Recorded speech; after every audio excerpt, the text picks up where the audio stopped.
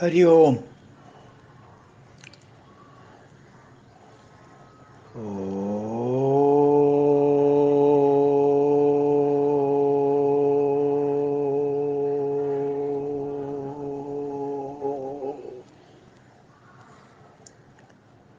ओम सहनाववतु सहनौ भुनक्तु सह वीर्यं करवावहै तेजस्विनावधीतमस्तु मा विद्विषावहै। ओम शांति शांति शांति।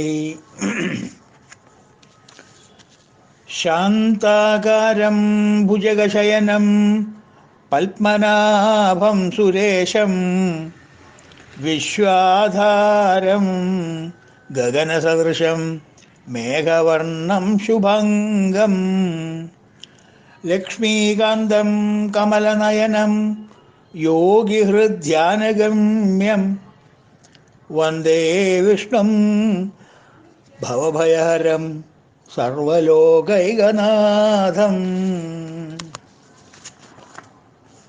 31 32 ചൊല്ലാൻ നോക്കുന്നു. ഇന്നലെ ചൊല്ലി തന്നെ. അമൃതാം ശുദ്ഭവോ ഭാനു ശശബിന്ദു സുരേശ്വര ഔഷധം ജഗദസ്സേതു സത്യധർമ്മ പരാക്രമ ഭൂതഭവ്യഭവന്നാഥ പവന പാവനോ നല കാമഃ കാമകൃത്കാന്ത കാമ കാമപ്രദ പ്രഭു. ഇന്ന് തുടങ്ങുന്ന നാമം 290. ഭൂതഭവ്യഭവന്നാഥ. 8 അക്ഷരമുള്ള നാമാണ്. അഷ്ടാക്ഷരി നാമാണ്. 8 അക്ഷരമുള്ള നാമാണ്. ഭൂതഭവ്യഭവന്നാഥ എന്ന് വെച്ചാൽ കഴിഞ്ഞ കാലത്ത് ഉണ്ടായിരുന്നതിൻ്റെയും പാസ്റ്റ്. കഴിഞ്ഞ കാലങ്ങൾ എന്തെല്ലാം ഉണ്ടായിരുന്നുവോ, എന്തെല്ലാം സംഭവങ്ങൾ സംഭവിച്ചുവോ, എന്തെല്ലാം ചുറ്റുപാടുകൾ നമുക്കുണ്ടായോ, എന്തെല്ലാം അനുഭവങ്ങൾ നമുക്കുണ്ടായോ, അപ്പോൾ പാസ്റ്റ്, ഭൂതം, കഴിഞ്ഞ കാലത്തിൽ. ഭാവിയിൽ വരാനുള്ളതിൻ്റെ എന്തൊക്കെയാണോ കോലങ്ങൾ, അതിൻ്റെയും ഇപ്പോൾ അനുഭവിച്ചു കൊണ്ടിരിക്കുന്ന അനുഭവങ്ങളുടെയും ചുറ്റുപാടും മറ്റുള്ള എല്ലാ അനുഭവങ്ങളും ജീവിതത്തിൽ നമ്മൾ ഇപ്പോൾ അനുഭവിക്കുന്നതും ഈ മൂന്നിൻ്റെയും നാഥനാണ് ഭഗവാൻ എന്ന് പറയുന്നത്. Is A controller, is A dispenser of all 3 periods of time: the past, the present, the future. ഇത് മൂന്നിനെയും നിയന്ത്രിക്കാനുള്ള ശക്തി ജീവാത്മാവിന് കൊടുക്കുന്നത് ഭഗവാനാണ്.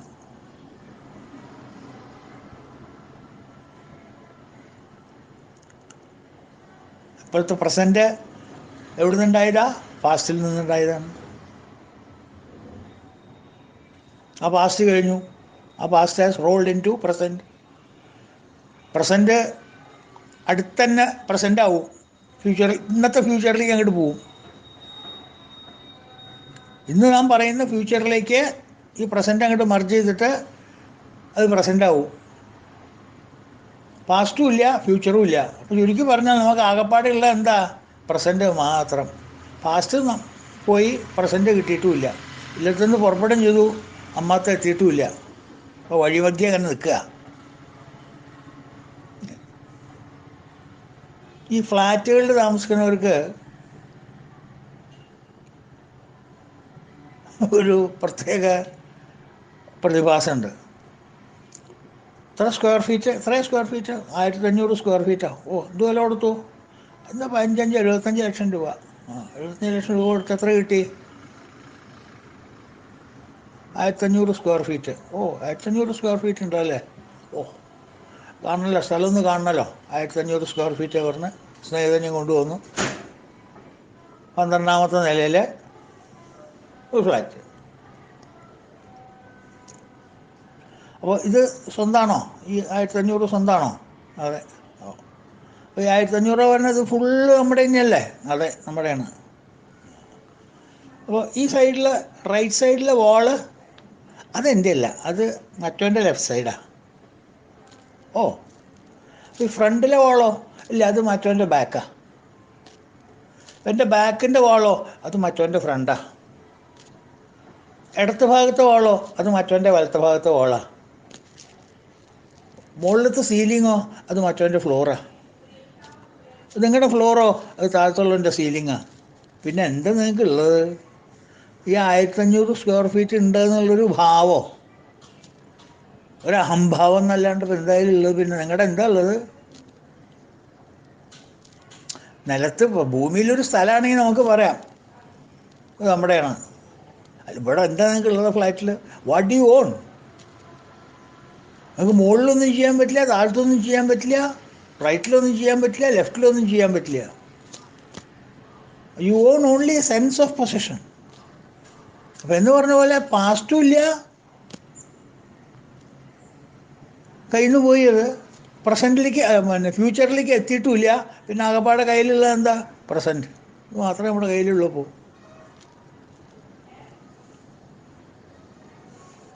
അപ്പം ഇന്നലത്തെ പാസ്റ്റ്, അതിൻ്റെ കർമ്മം അനുസരിച്ച് ഇന്നത്തെ പ്രസൻറ്റ്, ഈ പ്രസൻറ്റിൻ്റെ കർമ്മം അനുസരിച്ച് നാളത്തെ ഫ്യൂച്ചറ്. അപ്പോൾ ഇതിനെല്ലാം ഒരു കൺട്രോളർ വേണ്ടേ? നിയന്ത്രിക്കാൻ ഒരു സ്ട്രിങ് വേണ്ടേ ഇതിനൊക്കെ? അല്ലെങ്കിൽ ഇന്നത്തെ പാസ്റ്റ് ആവില്ല ഇന്നത്തെ ഫ്യൂച്ചർ. ഒരു കണ്ടിന്യൂറ്റി ഇല്ല എന്നുണ്ടെങ്കിൽ ഇന്നലത്തെ പാസ്റ്റ് ആവില്ല ഇന്നത്തെ ഫ്യൂച്ചർ. ഇന്നത്തെ പ്രസൻറ്റ്. ഇന്നലത്തെ പാസ്റ്റ് അല്ല ഇന്നത്തെ പ്രസൻറ്റ് എന്നുണ്ടെങ്കിലത്തെ കാര്യം ഒന്ന് ആലോചിച്ച് നോക്കൂ നിങ്ങൾ. രാത്രി കിടക്കാൻ പോകുമ്പോൾ ഞാൻ എൻ്റെ ഭാര്യയുടെ ഭർത്താവാണ്, കാലത്ത് നീട്ടാൽ എനിക്ക് നീയായിട്ട് യാതൊരു ബന്ധമില്ല പറഞ്ഞാൽ ശരിയാവും. മക്കളുടെ അച്ഛനാണ് ഞാൻ രാത്രി കിടക്കാൻ പോകുമ്പോൾ. പാസ്റ്റ്. പ്രസൻറ്റോ? അതിൻ്റെ കണ്ടിന്യൂ ചെയ്യണ്ടേ? അപ്പോൾ അതിനൊരു കണ്ടിന്യൂവേഷൻ ഫാക്ടർ വേണ്ടേ? ആ രണ്ടിനെ റെക്കഗ്നൈസ് ചെയ്യാൻ, ഇവൻ ഇന്നലെ നിൻ്റെ മകനായിരുന്നു കുട്ടപ്പ എന്ന് നമുക്ക് പറഞ്ഞു തരാൻ ഒരാൾ നമ്മളുടെ ഉള്ളിലൊരു കോൺഷ്യസ്നെസ് വേണ്ടേ? അതുപോലെ തന്നെ ഇന്നത്തെ പാസ്റ്റ് നാളെ ഫ്യൂച്ചറായിട്ട് മാറിക്കഴിഞ്ഞാൽ അപ്പോഴും വേണ്ടേ ഈ ആൾ തൻ്റെ മകനായിരുന്നു ഇന്നലെ എന്ന് പറയാനായിട്ട്? എൻ്റെ ഉള്ളിൽ ഈ പാസ്റ്റ് പ്രസൻറ്റിലേക്ക് വരുമ്പോഴും പ്രസൻറ്റ് ഫ്യൂച്ചർ മാറിയിട്ട് പാസ്റ്റായിട്ട് വരുമ്പോഴും ഇതൊക്കെ അങ്ങനെ ഓതി തരാനും അതിനനുസൃതമായിട്ടുള്ള ആക്ഷൻ എടുക്കാനും എന്നോട് പറയാനായിട്ട് എൻ്റെ ഉള്ളിൽ ഒരു കോൺഷ്യസ്നെസ്, ഒരു അവെയർനെസ് വേണ്ടേ? അപ്പോൾ ഇതിനൊക്കെ നിയന്ത്രിക്കുന്ന ഒരു വ്യക്തി വേണ്ടേ നമുക്ക്? വേണ്ടേ? വേണ്ടെങ്കിൽ പറയൂ, ഒരു കുഴപ്പമില്ല, ഇവിടെ വെച്ച എല്ലാ കാര്യവും അവസാനിപ്പിക്കാം, വളരെ സുഖമായി. ഇന്നത്തെ കാര്യമൊന്നും നമുക്ക് ബാധകമല്ല എന്നുണ്ടെങ്കിൽ എന്ത് സുഖ, അയ്യോ പുതുതായിട്ട് ജീവിതം തുടങ്ങാലോ. ആരും ഒന്ന് ചോദിച്ചാലേ എന്താ ഞാനൊന്നും അറിയില്ല, എനിക്കൊന്നും അറിയില്ല, ഒന്ന് നിൽക്കല്ലേ ഉണ്ടോ? കോടതി കയറാനും പോലീസ് സ്റ്റേഷനിൽ പോകാനും വേറെ വഴി വേണോ? അപ്പം ഇതിൻ്റെ ഒക്കെ നിയന്ത്രവാരാ? ഭൂതഭവ്യ ഭവന്നാഥ. ഇത് നമ്മൾ കഴിഞ്ഞ തവണ അല്ല, തുടക്കത്തിൽ ഇത് ഓർമ്മ ശരിയാണെങ്കിൽ 4ാമത്തെ നാമമാണ് വിഷ്ണു സഹസ്രനാമത്തിൽ. ഭൂതഭവ്യ ഭവത് പ്രഭു എന്നൊരു നാമം നമ്മൾ പഠിച്ചിട്ടുണ്ട്.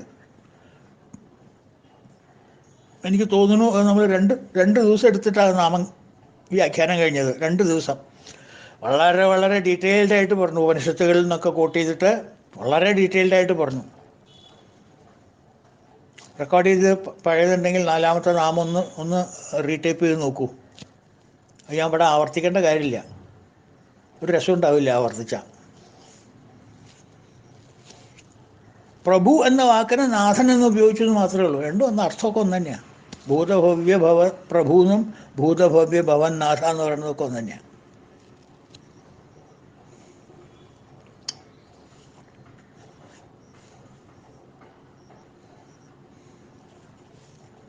ആ 2 ദിവസം എല്ലാ വശങ്ങളും പ്രതിപാദിച്ചിട്ടുണ്ട്.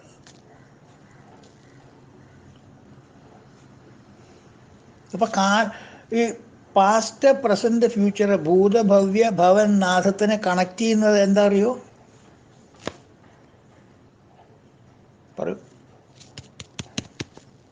What is that factor which connects my yesterday, my today and my tomorrow? Connect ചെയ്യുന്ന ഫാക്ടർ എന്താണ്? സമയം, അല്ലാണ്ടെന്താ? ടൈം അല്ലേ നമ്മളെ കണക്ട് ചെയ്യണത്? ആലോചിച്ചോളൂ, നല്ലോണം ആലോചിച്ചിട്ട് തീരുമാനത്തിലെത്തിയാൽ മതി. ഇന്നലെ ഇന്നായതും ഇന്ന് നാളെ ആയതും എല്ലാം എന്തിൻ്റെ പ്രസരിപ്പിൽ അതൊക്കെ ആയത്? ആ സമയത്തിൻ്റെ പ്രസരിപ്പ് കാരണം. ഇന്നലെ ഇന്നായതും ഇന്ന് നാളെ ആവുന്നതും ഒക്കെ it is because of the flow of time.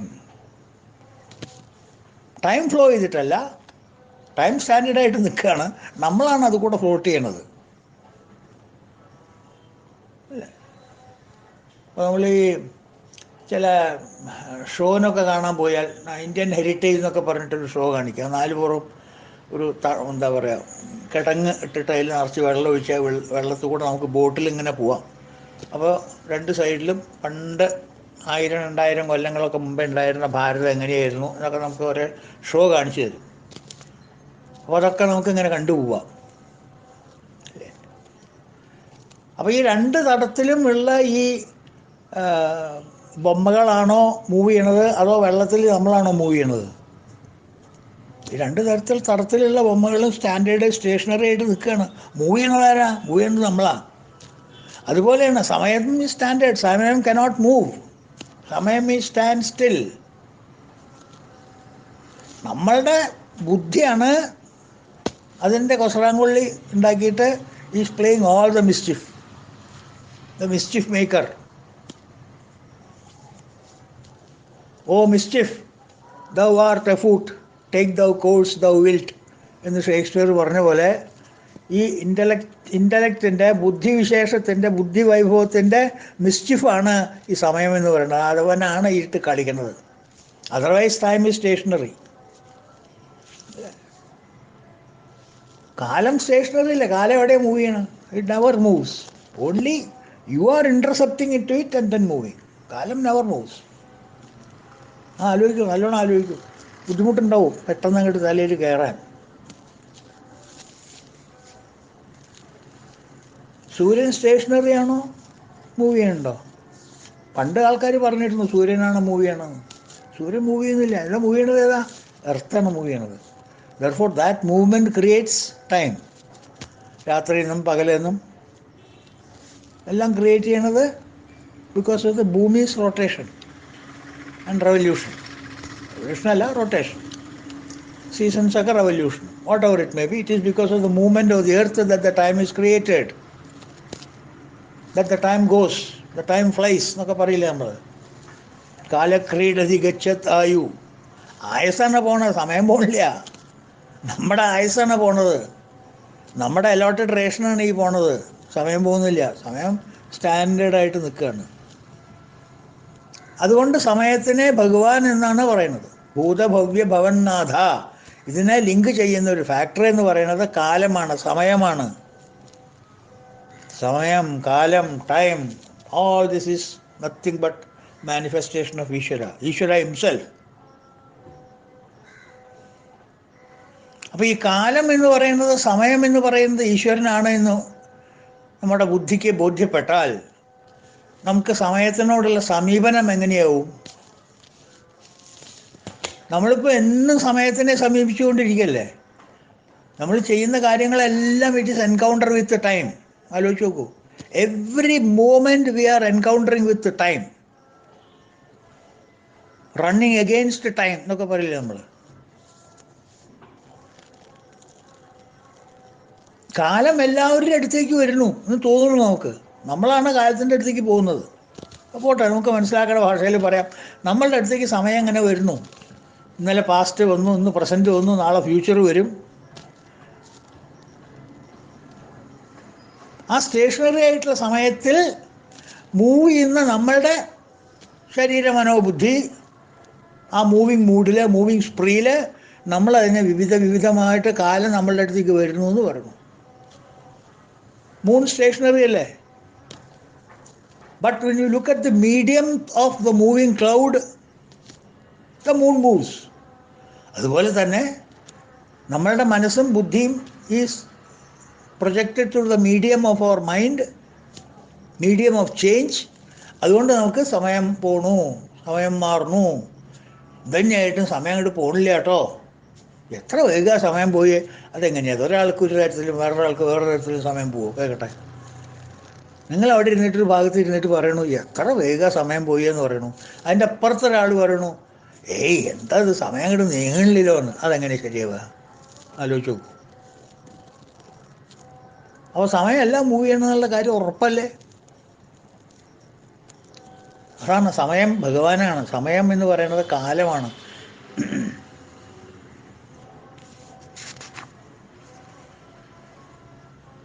കാലോസ്മി ലോകക്ഷയകൃത് പ്രവൃദ്ധോ. ഭഗവാൻ തന്നെ 10-ാം അധ്യായത്തിൽ പറയുന്നുണ്ട്. 11-ാം അധ്യായത്തിൽ കാലോസ്മി, ഞാൻ കാലനാണ് Arjuna. I am the time. എന്തിനാ? To destroy this world. ഈ ലോകത്തിനെ നശിപ്പിക്കാൻ. ലോകം മീൻസ് അനുഭവങ്ങൾ. അനുഭവങ്ങൾ പെർമനൻ്റായിട്ട് ആർക്കും നിൽക്കരുത്. ഇന്നലത്തെ അനുഭവങ്ങൾ ഇന്നലെ നശിച്ച് ഇന്നാവണം, ഇന്ന് നശിച്ച് നാളെ ആവണം. ഇങ്ങനെ അതാത് ദിവസങ്ങളുടെ അനുഭവങ്ങൾ ഇങ്ങനെ നശിച്ച് ക്യാരി ഫോർവേഡ് ഇങ്ങനെ കൊണ്ടുപോകണം. ഫിൽട്ടർ ചെയ്ത് കൊണ്ടുപോയി അവസാനം സ്ഥൂല രൂപത്തിൽ സംഹരിക്കണം. അതുകൊണ്ട് I am the time, I am കാല, കാലോസ്മി എന്ന് ഭഗവാൻ തന്നെയാണ് പറയണത്. ലോകക്ഷയം ചെയ്തൊരു കാലനീ ഞാൻ, ലോകത്തിനെ ക്ഷയിപ്പിക്കുന്ന കാലനാണ് ഞാൻ അർജുന എന്ന് ഭഗവാൻ പറയണു. So time is God. അപ്പം സമയമാണ് ഭഗവാൻ എന്നുള്ളൊരു ചിന്ത നമ്മുടെ മനസ്സിൽ വന്നു കഴിഞ്ഞാൽ നമ്മളുടെ മുമ്പിലേക്ക് സദാസമയത്തും വന്നുകൊണ്ടിരിക്കുന്ന സമയത്തിനോട് നമ്മളുടെ സമീപനം എങ്ങനെയാവും? ഒന്ന് ചിന്തിച്ചു നോക്കൂ കൂട്ടരെ. ഇപ്പം നമ്മൾ സമയത്തിന് എന്തൊക്കെ പറഞ്ഞിട്ടാ സ്വീകരിക്കണം? എന്തൊക്കെ പഴിചായിരുന്നു നമ്മൾ സമയത്തിന്. അപ്പോഴേക്കും അതങ്ങോട്ട് വന്നു, കണ്ടില്ലേ എന്നൊക്കെ ചോദിക്കും. എന്താ അപ്പോഴേക്കും അതങ്ങോട്ട് വന്നു? എന്തത് കാണാമല്ലോ, അങ്ങനെയും പറയുന്നുണ്ട് ചിലവർ. അപ്പം എന്തൊക്കെ സമീപനം നമ്മൾ സമയത്തിനോട് കാണിക്കണം? വിവരക്കേടല്ലേ അത്? വരുന്നത് ആരാ? സാക്ഷാൽ ഭഗവാനാണ്. ഗുരുവായൂരപ്പനായി വരുന്നത് നമ്മുടെ അടുത്തേക്ക് ഒരനുഭവമായിട്ട്. എന്നാ പിടിച്ചോന്ന് പറഞ്ഞിട്ട് ഏയ് നമുക്കതൊന്നും സ്വീകാര്യമില്ല. എന്തത്ര വൈകിയേ, എന്തത്ര പെട്ടെന്ന് ഇങ്ങോട്ട് പോകുന്നത്, കുറച്ച് കഴിഞ്ഞിട്ട് വന്നാൽ മതിയായിരുന്നില്ലേ? ഇങ്ങനെയൊക്കെ ചോദിച്ചു തുടങ്ങി എന്താ ചെയ്യുക ഭഗവാൻ?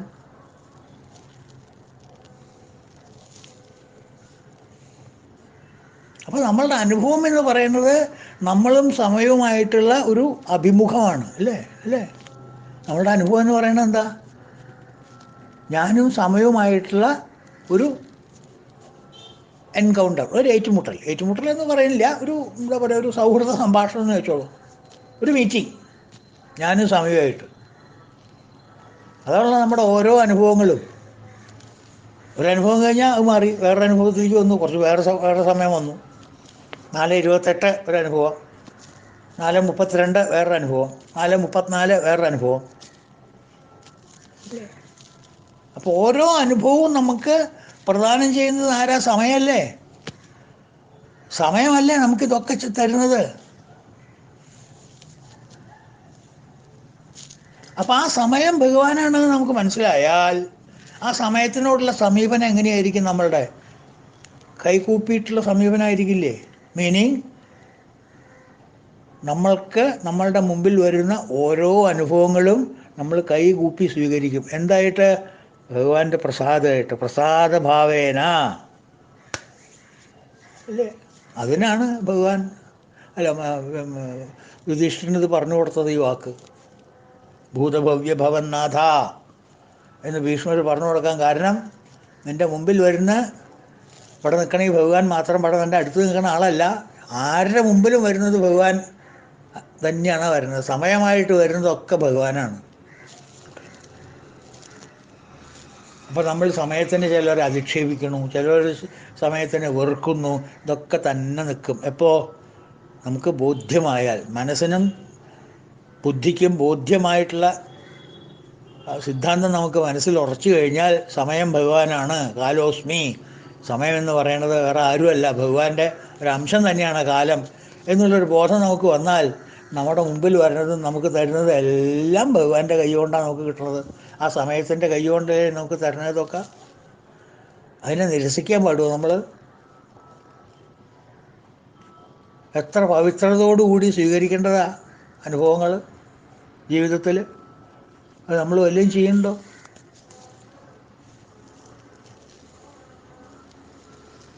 എന്താ കാരണം? ഈ സമയം ശരിയല്ല. ഇതിപ്പോൾ പറഞ്ഞിട്ട് കാര്യം, സമയദോഷം തന്നെ. സമയത്തിന് എന്ത് ദോഷ?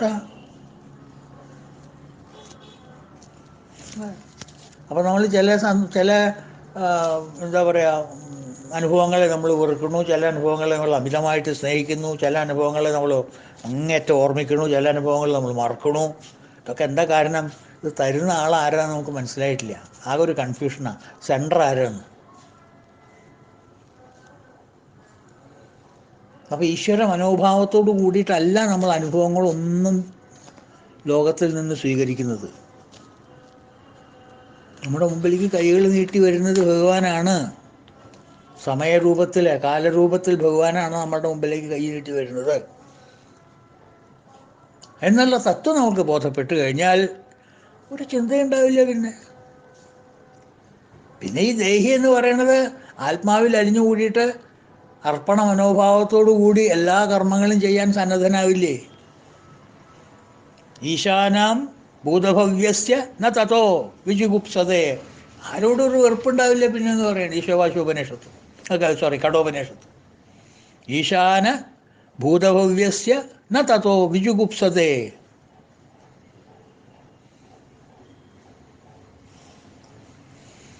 ഭൂതം, ഭവ്യം, ഭവത് ഇവിടെ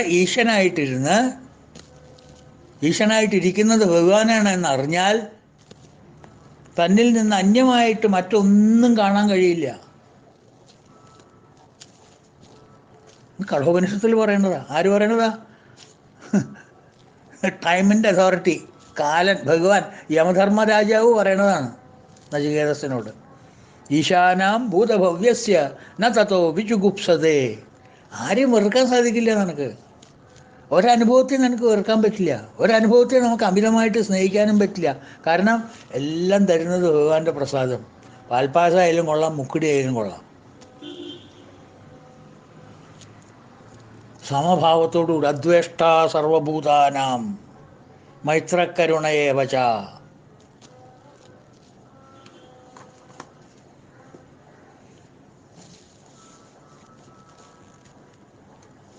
അപ്പോൾ നമുക്ക് അനുഭവിക്കുന്ന കാര്യങ്ങളെല്ലാം നമ്മൾ അനുഭവിക്കുന്ന അപ്രോപ്രിയേറ്റ് സമയത്താണ്.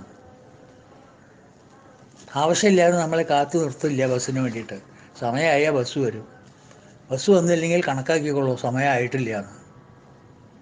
അല്ലേ, ഏതൊരു സിനിമയിൽ പറയില്ലേ, എല്ലാറ്റിനും ഒരു സമയമുണ്ട് ദാസാന്ന്. എല്ലാറ്റിനും സമയമുണ്ട്, ആ സമയത്ത് വരും. അത് മനസ്സിലാക്കിയാൽ മതി. മനസ്സിലായോ? അതുകൊണ്ട് ഈ അദ്വേഷ്ട സർവഭൂതാനി മൈത്രക്കരുണയേവച എന്നുള്ള ഭാവം മനസ്സിൽ വരണമെങ്കിൽ സമയം ഭഗവാനാണ്, കാലോസ്മി രൂപത്തിലാണ് ഭഗവാൻ വരുന്നതെന്ന് നമ്മൾ മനസ്സിലാക്കിയാൽ ഉറപ്പായിരുന്നു. ഓക്കെ, അടുത്ത നാമം പവന. പവന മീൻസ് എല്ലാറ്റിനെയും പരിശുദ്ധമാക്കുന്നവൻ അർത്ഥം. വായുരൂപമായവൻ, വായു, എയർ. ആകാശത്ത് വായുവായിട്ട് ഭഗവാൻ നിവസിക്കുന്നു എന്ന് നമ്മൾ 2 ദിവസം മുമ്പ് കണ്ടു. വസു എന്നുള്ളൊരു നാമം വ്യാഖ്യാനിക്കുമ്പോൾ വസു, അന്തരീക്ഷത്തിൽ വസിക്കുന്നവൻ വായു. മനസ്സിലായില്ലേ? പവിത്രം എന്ന നാമം പരിശുദ്ധം എന്നർത്ഥം. പാവനൻ, അതും കണ്ടു നമ്മൾ. പവന പവതാം അസ്മി ഭഗവത്ഗീതയിൽ പറയുന്നുണ്ട്. പവന പവതാം അസ്മി, പവിത്രമാക്കുന്നവരിൽ ഞാൻ പവിത്രനാണ്. പവിത്രമാക്കുന്നവരിൽ വെച്ച് ഞാൻ പവനനാകുന്നു. പവനൻ മീൻസ് കാറ്റ്, ദി എയർ.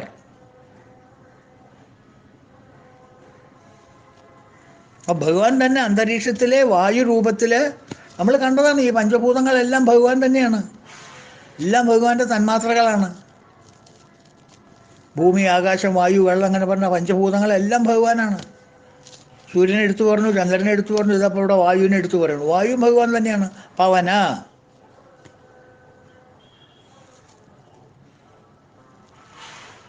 അപ്പം അന്തരീക്ഷത്തിലിരിക്കുന്ന വായുരൂപത്തിലെ ഭഗവാൻ എല്ലാ തീർത്ഥങ്ങളും ക്ഷേത്രങ്ങളും പവിത്രമാക്കുന്നു ലോകത്തിലെ അല്ലേ? എല്ലാ ഫീൽഡ് ഓഫ് എക്സ്പീരിയൻസസ്, എല്ലാ ക്ഷേത്രങ്ങളും, എല്ലാ തീർത്ഥങ്ങളും, എല്ലാ ജീവജാലങ്ങളും, എല്ലാ ജലങ്ങളെയും പവന രൂപത്തിൽ ഭഗവാൻ പവിത്രീകരിക്കുന്നു. ഒരു മലിനീകരണ നിവാരണി എന്നൊക്കെ പറയില്ലേ നമ്മൾ, എഫൾജൻ ട്രീറ്റ്മെൻറ്റ് ഭഗവാനാണ് നടത്തുന്നത്. First pollution control officer. ഇടയ്ക്ക് ഒരു ഡിസ്ട്രിക്റ്റിലേക്കോ ഒരു സ്റ്റേറ്റിലേക്കോ ഒരു നാട്ടിലേക്കോ അല്ല, for the entire world, whole universe pollution controller Pavana ആണ്. പവന എന്നുള്ളതാണ് പ്യൂരിഫയർ അർത്ഥം. അത് പറഞ്ഞാൽ പെട്ടെന്ന് മനസ്സിലാവും. അടുത്തത് 292 പാവന. പവനന് ശക്തി നൽകി അതിനെ ചലിപ്പിക്കുന്നവൻ അർത്ഥം പാവന എന്ന് വെച്ചാൽ. പവനൻ എന്ന് പറയുന്നത് വെറും വായുവാണ്. ആ വായുവിന് ശക്തി നൽകണ്ടേ, എനർജൈസ് ചെയ്യേണ്ടത്. അതിനെ ആ എനർജൈസ് ചെയ്യുന്നതാണ് Pavana. That energy which energizes the air to move.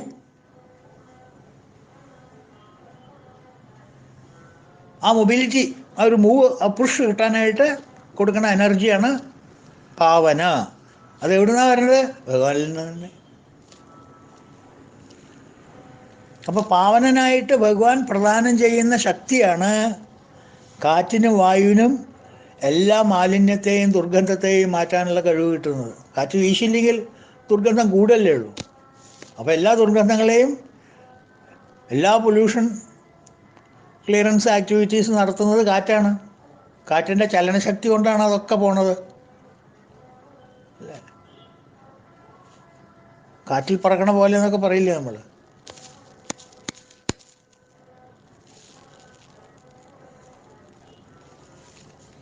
അപ്പോൾ എല്ലാ ദുർഗന്ധങ്ങളും അന്തരീക്ഷത്തിൽ നിന്ന് മാറ്റി തീർത്ഥങ്ങളും ക്ഷേത്രങ്ങളും എല്ലാം പവനമാക്കി തീർക്കുന്നത് ആ പവനിലെ പാവനൻ എന്ന് പറയുന്ന ഭഗവത് ശക്തി പ്രവേശിക്കുന്നത് കൊണ്ടാണ്. ആ പാവന ശക്തിയാണ് ഇതിനുള്ള മൊബിലിറ്റി കൊടുക്കുന്നത്, ഇതിന് അനങ്ങാനുള്ള ശക്തി കൊടുക്കുന്നത്. ആ ശക്തിയെ പേടിച്ചിട്ടാണ് വായു ഈ പൊല്യൂഷൻ കൺട്രോൾ ആക്ടിവിറ്റിയൊക്കെ നടത്തുന്നത്. ഭീഷ്മാസ്മാ അദ്വാദ പവതേ, തൈത്തിരീയം പറയും. ഇവനിലുള്ള ഭയം കൊണ്ടാണ് വായു ചലിക്കുന്നത് എന്ന് മഹർഷി ബ്രഹ്മത്തെ സങ്കല്പിച്ച് ശിഷ്യന്മാർക്ക് പറഞ്ഞു കൊടുക്കുന്നു. ഇവൻ എന്ന് വെച്ചെങ്കിൽ ബ്രഹ്മൻ. ഭീഷ്മാസ്മാ ദാത പവതേ. ഭീഷ്മാസ്മാ, ഭീഷ്മ മീൻസ് പേടി. പേടിച്ചിട്ട്, ഇവനെ പേടിച്ചിട്ടാണ്, ഭയം കൊണ്ടാണ് വായു ചലിക്കുന്നത്. ചലനശക്തി പെട്രോൾ ഒഴിച്ചു കൊടുത്തിട്ട് കാര്യമില്ല, വണ്ടി ഓടിക്കേണ്ട ഒരാൾ.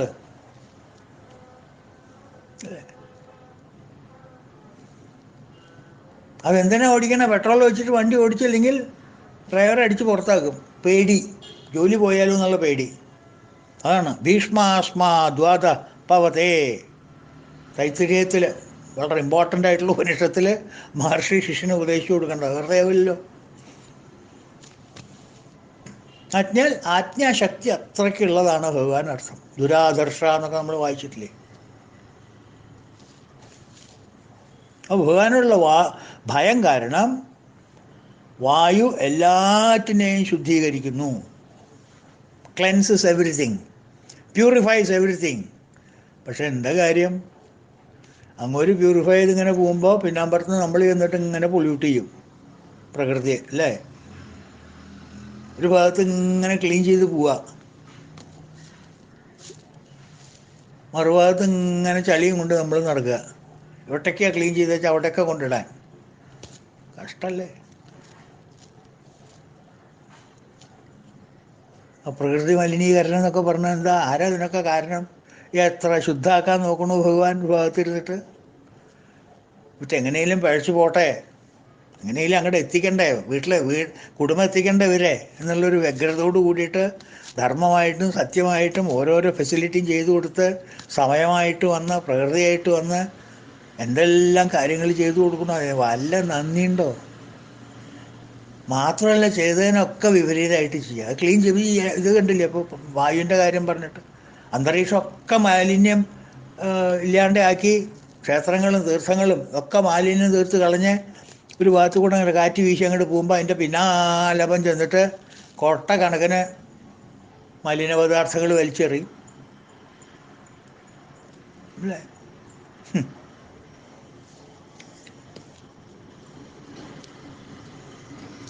അതാണ് പാവന. അടുത്ത നാമം 293 അനല. അനല എന്നുള്ള വാക്കിന് പ്രസിദ്ധമായിട്ടുള്ളൊരർത്ഥം അഗ്നി എന്നാണ്. വേറെ അർത്ഥങ്ങളുണ്ട്. പ്രസിദ്ധമായിട്ടുള്ള അർത്ഥം അഗ്നി എന്നാണ്. ആ അഗ്നിക്ക് തേജസ് നൽകുന്നത് ആരാ? ഭഗവാൻ തന്നെ. അങ്ങനെ വിട്ടിട്ടൊരു കളിയില്ല, മനസ്സിലായോ? എല്ലാം അദ്ദേഹം വഴി തന്നെ പോകണം. പണ്ട് KSRTCക്ക് പെർമിറ്റ് കൊടുത്തിരുന്നു. എങ്ങോട്ട് വേണമെങ്കിൽ പെർമിറ്റ് കൊടുക്കും, വഴി പൊന്നാനി ആവണമെന്ന് മാത്രം. ട്രിവാൻഡ്രം എറണാകുളം റൂട്ട് വേണം സാർ, ആ റൂട്ട് തരാലോ. ഏതാ റൂട്ട്? ട്രിവാൻഡ്രം, കോട്ടയം, ആലപ്പി, എറണാകുളം. അത് പോരാ, അത് വയ പൊന്നാനി വരണം. ഏത് റൂട്ടിനും വയ പൊന്നാനി പോകണം, അല്ലേ അതിന് പെർമിറ്റ് കിട്ടുള്ളൂ. അങ്ങനെ ഒരു കാലം ഉണ്ടായിരുന്നു.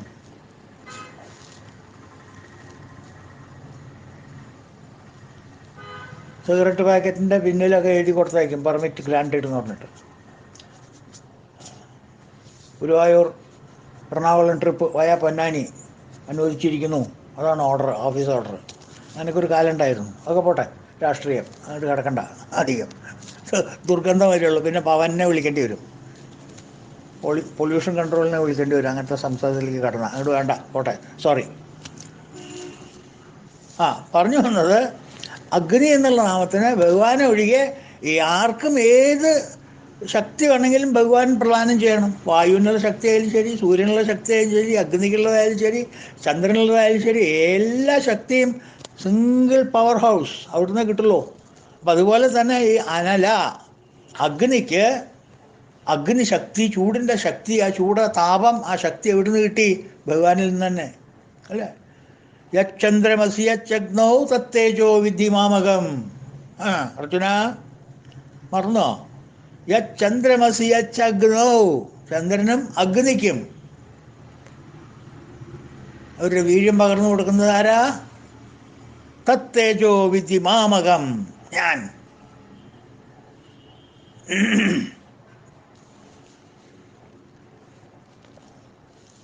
ജീവികൾക്ക് ജീവൻ നിലനിൽക്കാൻ ചൂട് അത്യാവശ്യമല്ലേ, ടെമ്പറേച്ചർ അത്യാവശ്യമല്ലേ, അല്ലേ? അത്യന്താപേക്ഷിതമായിട്ടുള്ളതല്ലേ ചൂട്. 98.4 ഡിഗ്രീസ് തന്നെ വേണ്ടേ? അതിൻ്റെ അഭാവത്തിൽ ജീവിതം അസാധ്യമാണ്, ഇമ്പോസിബിൾ ഫോർ ലൈഫ്.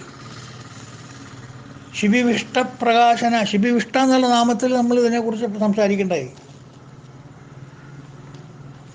അത് പരാമർശിച്ചിട്ടുണ്ടെന്ന് എൻ്റെ ഓർമ്മ. അതുകൊണ്ട് അഗ്നി എന്നുള്ള വാക്കാണ് പ്രസിദ്ധമായിട്ട്, എന്താ പറയുക, അനല എന്നുള്ള വാക്കിൻ്റെ അർത്ഥം അഗ്നി. മറ്റുള്ള അർത്ഥങ്ങൾ, അനല എന്ന വാക്കിന് പദച്ഛേദം ചെയ്ത് വിഗ്രഹിക്കുമ്പോൾ വേറെ ഒരുപാട് അർത്ഥങ്ങളുണ്ട്, ഒരുപാട് അർത്ഥങ്ങളുണ്ട്. സംസ്കൃത ഭാഷയ്ക്ക് നമ്മളുടെ നമോവാകം, നമസ്കാരം, നമസ്കാരം, നമസ്കാരം, അത്ര സുന്ദരമായിട്ടുള്ള ഭാഷയാണ് സംസ്കൃതം. ഓരോരു വാക്കിന് എന്തെല്ലാം അർത്ഥങ്ങൾ, എന്തെല്ലാം റൂട്ട് മീനിങ്ങാണ്. അപ്പം അനല എന്നുള്ള വാക്കിന് പ്രസിദ്ധമായിട്ടുള്ള അർത്ഥം അഗ്നി എന്നാണ്, അത് നമ്മൾ കണ്ടു. ഇനി ഗന്ധം എന്നർത്ഥം വരുന്ന അല എന്ന ധാതുവിൽ നിന്ന് അനല എന്ന പദം കിട്ടുന്നു. അല, നലൻ എന്ന് വെച്ചാൽ ഗന്ധമുള്ളവൻ. അനല ഗന്ധമില്ലാത്തവൻ. മനസ്സിലായില്ലേ? അല എന്ന ധാതുവിൽ നിന്നാണ് നല എന്നുള്ള അർത്ഥം വരുന്നത്. നലൻ. നലൻ മീൻസ് ഗന്ധമുള്ളവൻ. ഗന്ധം മീൻസ് സ്മെൽ, മണം. അപ്പം അനലൻ എന്ന് വെച്ചെങ്കിൽ ഗന്ധം ഇല്ലാത്തവൻ, മീനിങ് ഗുണാതീതൻ, ഗുണത്തിന് അതീതമായിട്ടുള്ളവൻ. ഗന്ധം എന്നൊരു ഗുണമല്ലേ? സ്മെൽ ഇറ്റ്സ് എ ഗുണം, ഇറ്റ്സ് എ ക്വാളിറ്റി. മൂക്കിന് ഒപ്പിയെടുക്കാൻ പറ്റുന്നൊരു ക്വാളിറ്റിയാണത് ഗുണം. ഒരു ഇന്ദ്രിയവും ഇന്ദ്രിയ വിഷയവും. ഇന്ദ്രിയ വിഷയം മണമാണ്, ഇന്ദ്രിയം മൂക്കാണ്.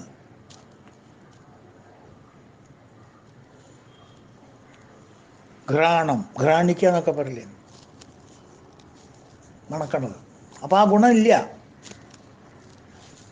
അതാർക്കാ ഇല്ലാത്ത ഗുണം? ഗുണാതീതൻ ആരാ? ഭഗവാൻ തന്നെ. അതുകൊണ്ട് അനല, അങ്ങനെയും വരാം അല്ലേ? രസം അഗന്ധം എന്ന് പറയും ബൃഹദാരണ്യ ഉപനിഷത്ത്. ആ രസ അഗന്ധ, ഗന്ധമില്ലാത്തതും രസമില്ലാത്തതും.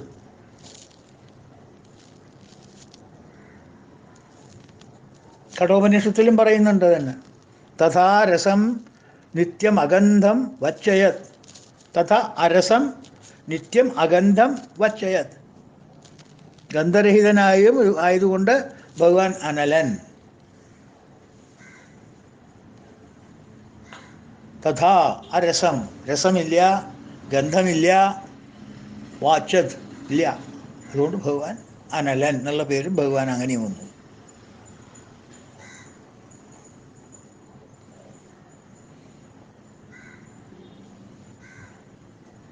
ഇനി അന ശബ്ദത്തിന് പ്രാണൻ എന്നൊരു അർത്ഥം കൂടിയുണ്ട്. അന എന്ന് വെച്ചെങ്കിൽ പ്രാണൻ എന്നുള്ള അർത്ഥമുണ്ട്. ല എന്നാൽ സ്വീകരിക്കുന്നവൻ. അപ്പോൾ പ്രാണൻ സ്വീകരിക്കുന്നത് അനലൻ, അതായത് പ്രാണശക്തി ഭഗവാൻ തന്നെയല്ലേ. അപ്പം സൂത്രാത്മാവായിട്ട് ജീവനെ നിലനിർത്തുന്നവൻ ആരാ? പ്രാണൻ. അതുകൊണ്ട് അനല അല്ലേ? ഭാഷയുടെ ഒരു വ്യാഖ്യാനം വഴി പോണത്. ഇതൊക്കെ പണ്ഡിതന്മാരുടെ കുസൃതികളാട്ടോ. ഭീഷ്മർ ഇങ്ങനെ വിചാരിച്ചിട്ടുണ്ടോ ഇല്ലയോ നമുക്കറിയില്ല. ഭീഷ്മർ ചിലപ്പോൾ അഗ്നി എന്ന് മാത്രമേ വിചാരിച്ചിട്ടുണ്ടാവുള്ളൂ പാവം. പക്ഷേ ഇതിന് ഇങ്ങനെയൊക്കെ ഒരു അർത്ഥം വ്യാപ്തി ഉണ്ടെന്നൊക്കെ വിചാരിച്ചിട്ടുണ്ടാവും. എപ്പോഴും അങ്ങനെയാണല്ലോ. കവിത എഴുതുന്ന ആൾക്ക് കവിതയെക്കുറിച്ചുള്ള വ്യാഖ്യാനം അധികം പറ്റില്ലല്ലോ. Shakespeare is easy but critics made him difficult എന്ന് പറയും. അതുപോലെ കാളിദാസൻ വളരെ സിമ്പിളാണ്, പക്ഷേ കാളിദാസൻ്റെ ക്രിറ്റിക്സാണ് കാളിദാസനെ ബുദ്ധിമുട്ടുള്ള കവിയാണ് പ്രചരണം കിട്ടിയത്. കാരണം ഓരോരുത്തർ വിചാരിക്കണ വ്യാഖ്യാനം അതുപോലെ എന്ന് പറയുമ്പോൾ ഒക്കെ ബുദ്ധിമുട്ടാവും. കാളിദാസനെ വിചാരിച്ചിട്ടുണ്ടാവില്ല, അല്ലെങ്കിൽ ഷേക്സ്പിയർ അങ്ങനെ വിചാരിച്ചിട്ടുണ്ടാവില്ല. പക്ഷേ വ്യാഖ്യാതാക്കൾ, കമൻറ്റേറ്റേഴ്സ്, എന്താ പറയുക, ക്രിറ്റിക്സ് അങ്ങനെ ഒരു അർത്ഥം എടുക്കാം, അതിനിങ്ങനൊരു അർത്ഥമുണ്ട് എന്നൊക്കെ പറഞ്ഞ് പോകും. ഇതൊക്കെ സൈഡ് ലൈനാണ്. നമുക്ക് മെയിനായിട്ട് അഗ്നി നോക്കിയാൽ മതി. നമ്മുടെ ഉദ്ദേശം മാത്രമേ ഉള്ളൂ. പക്ഷേ എങ്കിലും സംസ്കൃത ഭാഷയെക്കുറിച്ച് അങ്ങനൊരു വിപുലമായിട്ട് അർത്ഥം വന്നപ്പോൾ അതിനെക്കുറിച്ച് പറയാതിരിക്കാൻ മനസ്സ് വരില്ല. അതുകൊണ്ട് ഞാൻ പറഞ്ഞു പോകണമെന്ന് മാത്രമേ ഉള്ളൂ കേട്ടോ. അലംഭാവമില്ലാത്തവൻ അനലൻ എന്നൊരർത്ഥമുണ്ട്. അലംഭാവമില്ലാതെ, മതി എന്ന തോന്നൽ വരാത്തവൻ.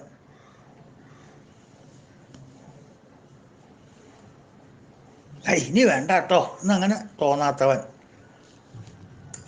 ഭഗവാൻ അങ്ങനെയാണ്. ഭക്തന്മാരുടെ കയ്യിൽ നിന്ന് എന്ത് കിട്ടിയാലും മതിയാവില്ല. എന്തൊക്കെ വേണം, എത്ര കിട്ടിയാലും മതിയാവില്ല ഭഗവാൻ. പ്രത്യേകിച്ച് ഗുരുവായൂരപ്പൻ അങ്ങനെ ഒരു അസുഖമുണ്ടേ. കാര്യം പറയാലോ. അറിയാണ്ട് എവിടുന്നെങ്കിലും നമ്മൾ ബസ് ലേറ്റ് ആയപ്പോഴോ, അല്ലെങ്കിൽ വണ്ടി നേരത്തിന് വരാണ്ടിരുന്നപ്പോഴോ, അല്ലെങ്കിൽ ഒരു ഇൻ്റർവ്യൂവിന് പോണതിൻ്റെ മുമ്പെയോ, കൊല്ലങ്ങൾ മുമ്പ് എന്തെങ്കിലും ഒരു വാൽപ്പായസം നേർന്നുണ്ടാവും. ഇത് ജ്യോത്സ്യന്മാരുടെ അടുത്ത് പോയിട്ട് ജാതകം കൊടുത്താൽ അപ്പം പറയാം അങ്ങോര്, ഇത് എവിടെ അവിടെ എന്തോ കൊടുക്കാണ്ടല്ലോ, ഇല്ല പണിക്കരെ ഒന്നുമില്ല, അങ്ങനെ വരില്ല, എന്തെങ്കിലുമൊക്കെ നേർന്നുണ്ടാവും. അപ്പം അടുത്തിരിക്കുന്ന നമ്മൾ വല്ലതും നേർന്നുണ്ടോ, അല്ലോ കൊടുക്കാനായിട്ട് നേർന്നുണ്ടോ? ഓളൊന്നും നേർന്നിട്ടില്ല. നമ്മളൊന്നാമത് എവിടെ വീടൊക്കെ നേരാറ്, അവിടെ പോയി വല്ലതും ഭണ്ണാരത്തിലിട്ട് പോയിരുന്നല്ലാണ്ട്. പണിക്കർ പറയും ഏയ് അതല്ല, ഭണ്ണാരത്തിലിട്ട് പോരില്ലെന്നല്ല, നിങ്ങൾ എവിടെയോ ഗുരുവായൂരപ്പന് കൊടുക്കാനൊരു കടമുണ്ട്, അത് കിട്ടാനാണ് അങ്ങോട്ട് കിടന്ന് കളിക്കുന്നത്. ഇങ്ങോട്ട് ലഗ്നം അങ്ങോട്ട് ശരിക്ക് വരുന്നില്ല, തെളിയണില്ല അങ്ങോട്ട്. വ്യാഴാം ഭാവം, വ്യാഴം തെളിയണില്ലല്ലോ. അതെന്താ ഒന്ന് ആലോചിച്ച് നോക്കൂ. അത് കിട്ടാനില്ല. എന്നൊരു കാര്യം ചെയ്യാം, നിങ്ങൾ അഥവാ എന്തെങ്കിലും കൊടുക്കാനുണ്ടെങ്കിൽ അത് കൊടുക്കാം എന്നങ്ങോട്ട് പ്രാർത്ഥിച്ചോളൂ, എന്നിട്ട് നോക്കട്ടെ. അത് ചെയ്യാം, ഓർമ്മ വന്നാൽ അപ്പം കൊടുക്കാം. എന്താ ചെയ്യുക, അറിയേണ്ട നമ്മളിപ്പോൾ എന്താ കൊടുക്കണ്ടോ? ഒരു 1000 രൂപ ഭണ്ണാരത്തിലിട്ട കാര്യം തരുമോ? തരില്ലല്ലോ. അങ്ങോട്ട് പറഞ്ഞ തന്നെ കൊടുക്കണ്ടേ. വളരെ ഹൈ സ്പെസിഫിക്കേഷൻ നോക്കുന്ന ആളല്ലേ. തുലാഭാരം ഒരു വസ്തു കൊണ്ട് കഴിക്കാമെന്ന് പറഞ്ഞാൽ വേറൊരു വസ്തു കൊണ്ട് കഴിച്ചിട്ട് കാര്യമില്ല, അതേ വസ്തു കൊണ്ട് തന്നെ കഴിക്കണ്ടേ. ഭയങ്കര കർക്കശക്കാരനാ. അപ്പം എന്താണെന്ന് എനിക്കിപ്പോൾ അറിയില്ല. പക്ഷെ ഒരു കാര്യമുണ്ട്, ഓർമ്മ വെച്ചിട്ട് എന്താണ് അത് മനസ്സിലായി കഴിഞ്ഞാൽ ഞാൻ അപ്പം കൊണ്ട് കഴിച്ചോളാം. എന്നാൽ പിന്നെ അങ്ങനെയൊന്ന് തെളിയുണ്ടോ നോക്കുക.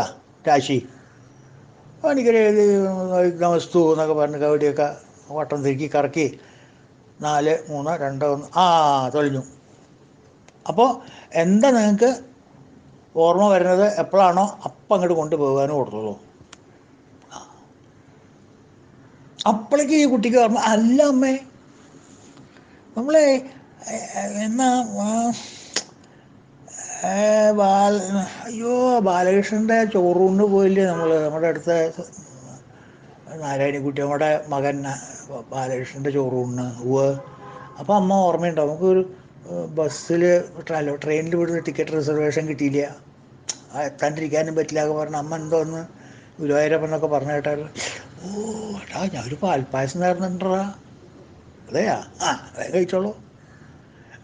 പണിക്കരോട് പണിക്കര ഇങ്ങനെ ഒരു കാര്യമുണ്ട് കേട്ടോ, ഒരു 2-3 കൊല്ലം മുമ്പ് നേർന്നു, അത് പിന്നെ അങ്ങോട്ട് മറന്നു അല്ലേ പറയണ്ടോ. ഒന്നും നോക്കണ്ട, കൊണ്ട് കഴിച്ചോളൂ. നീ വേണമെങ്കിൽ ഒന്നുകൂടി രാശി നോക്കാമെന്ന് പറഞ്ഞ് ഡും രാശി വെച്ച് നോക്കുമ്പോൾ പാൽപ്പായസം കഴിക്കാമെന്ന് അങ്ങോട്ട് അയച്ചപ്പോൾ രാശി ശരിയായി, ക്ലിയർ. അപ്പോൾ പറഞ്ഞു തന്നെ എന്താ വെച്ചാൽ, അല്ലെങ്കിൽ പാൽപ്പായസം ഭഗവാന് തൃപ്തി വരായിട്ട് നമ്മുടെ പാൽപ്പായസം കൊണ്ടാണ് ഭഗവാൻ ജീവിക്കണം. പോരാ എന്നുള്ളൊരു വാക്കേ പറയില്ലേ ഭഗവാൻ, ഒക്കെ കൊണ്ടുപോവാ. മതി എന്നുള്ള വാക്ക് നാവുമെന്ന് വരില്ല ഭഗവാൻ. അതുപോലെ തന്നെ ഈ സമയം, കാലം എന്ന് പറയുന്നത് മതി എന്ന് വരില്ല എന്നാണ്. മരണം, ചേഞ്ച്, സംഹാര സമയത്താണ് ഈ വ്യഗ്രത കാണേണ്ടത്. പോരാ എന്നുള്ള വ്യഗ്രത ആ സമയത്താണ് കാണേണ്ടത്. എത്ര ഭക്ഷിച്ചാലും തൃപ്തി വരില്ല എന്ന് പറയണം മരണസമയത്ത്. വിശ്വരൂപം ഒന്ന് കാണണം. ആൾക്കാരിങ്ങനെ ക്യൂ ആയിട്ടല്ലേ നിൽക്കണം വായിൽ ചാടാൻ. ഓരോന്നിങ്ങനെ എല്ലാവരും ഭസ്മാക്കിയിട്ട് വീട്ടിലോടുന്നു. അപ്പം അതുകൊണ്ട് നോക്കിയാൽ അലംഭാവമില്ലാത്തവൻ എന്നുള്ള വാക്കെടുക്കുമ്പോൾ അനലൻ എന്നുള്ളൊരു വാക്ക് ഭഗവാന് ചേരും. അതുകൊണ്ട് അനലനാവാം. അങ്ങനെയൊക്കെയാണ്. ഇനിയും കുറേ നമുക്ക് അറിവില്ലായിട്ടായിരിക്കാം, കുറേ അർത്ഥങ്ങൾ വേറെ ഉണ്ടാവാം, അതെന്തോ ആവട്ടെ. പക്ഷെ നമുക്ക് മെയിനായിട്ട് സഹസ്രനാമ പഠനത്തിന് വേണ്ടി എടുക്കുന്നത് അനലൻ എന്ന് പറഞ്ഞാൽ അഗ്നി എന്നുള്ളത് എടുത്താൽ മതി. ആ അഗ്നിക്ക് ചൂട് കൊടുക്കുന്നതും വേണ്ടത്ര ടെമ്പറേച്ചർ അതിന് കൊടുക്കുന്നതും സൂര്യൻ വഴി ആയാലും ശരി, ചന്ദ്രൻ വഴി ആയാലും ശരി, അഗ്നി വഴി ആയാലും ശരി, മനുഷ്യന് ജീവിക്കാനുള്ള ജീവജാലങ്ങൾക്ക് വേണ്ടത്ര ചൂട് നൽകാൻ ഇവരെയൊക്കെ ആജ്ഞാപിച്ച് നിൽക്കുന്നത് ഭഗവാൻ തന്നെയാണ്. ആ പരബ്രഹ്മസ്വരൂപം തന്നെയാണ്, ആ മഹാവിഷ്ണു തന്നെയാണ്, ആ ഗുരുവായൂരപ്പൻ തന്നെയാണ്. നമുക്ക് ഇത്രയും മനസ്സിലാക്കിയാൽ മതി. അപ്പം ഇന്നത്തെ സമയമായി. അടുത്ത നാമം നമുക്ക് നാളെ നോക്കാം. അതുവരെ ഹരി ഓം. ഓം പൂർണ്ണമദ പൂർണ്ണമിദം പൂർണ്ണാത് പൂർണ്ണമുദച്യതേ പൂർണ്ണസ്യ പൂർണ്ണമാദായ പൂർണ്ണമേവാവശിഷ്യതേ. ഓം ശാന്തി ശാന്തി ശാന്തി. ഹരി ഓം തത്സത്. ഓം ശ്രീ ഗുരുഭ്യോ നമഃ. ഭഗവാനേ കൃഷ്ണ ഗുരുവായൂരപ്പ രക്ഷിക്കണേ.